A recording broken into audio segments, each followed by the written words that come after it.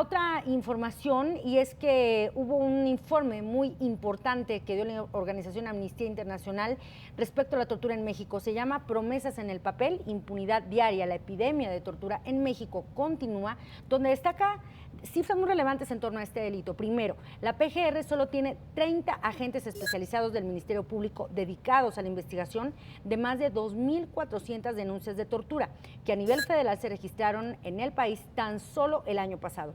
La Fiscalía del Estado, es decir, del Estado mexicano, tiene a un agente para investigar 80 casos de tortura al año. Estas denuncias aumentaron 106% en comparación con 2013 y hasta 737% respecto a 2012.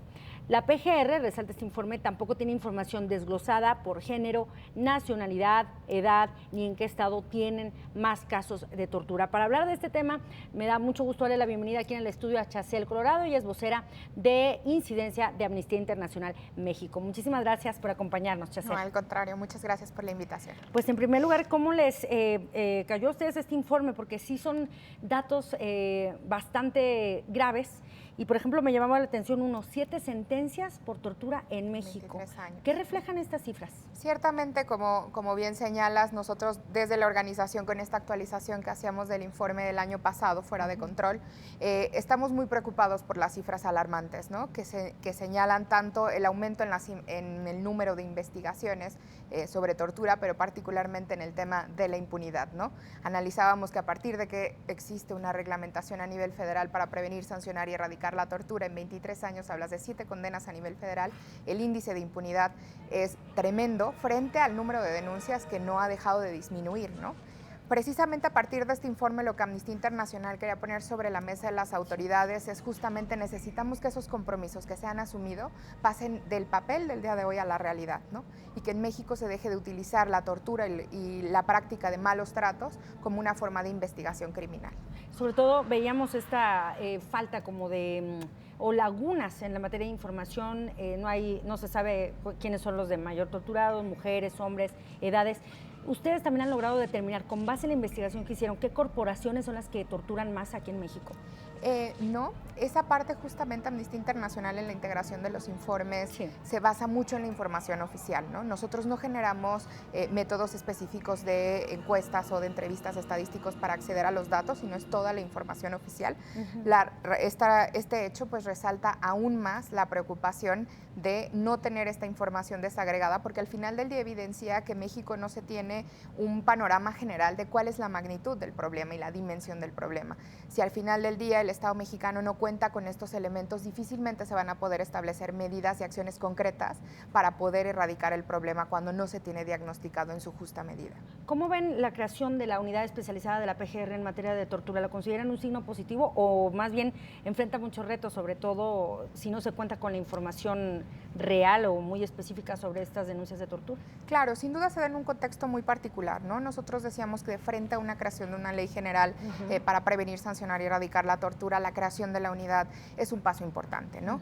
Desde Amnistía Internacional consideramos que puede abonar a los esfuerzos siempre y cuando no se dote del personal necesario, de los recursos humanos y económicos necesarios también para afrontar la carga de trabajo que tenemos, ¿no? Porque al final del día, si nosotros analizamos cuando se tiene un reducido número de ministerios públicos, ¿no? E incluso en términos de servicios periciales, donde también identificábamos que la capacidad instalada que la Procuraduría tiene como para responder a las 1.600 solicitudes que hay de aplicación de un dictamen médico psicológico especializado frente a 206 que ha aplicado el año pasado, en realidad es una cifra muy desbordante que requerirá que la Procuraduría tenga instalada toda esta capacidad. La unidad puede ser una medida eficaz, ¿no? Le faltan dientes, ¿no?, a esta unidad, porque veíamos también la exigencia de organizaciones de que ya se publique la Ley General contra la Tortura en México. Sin duda.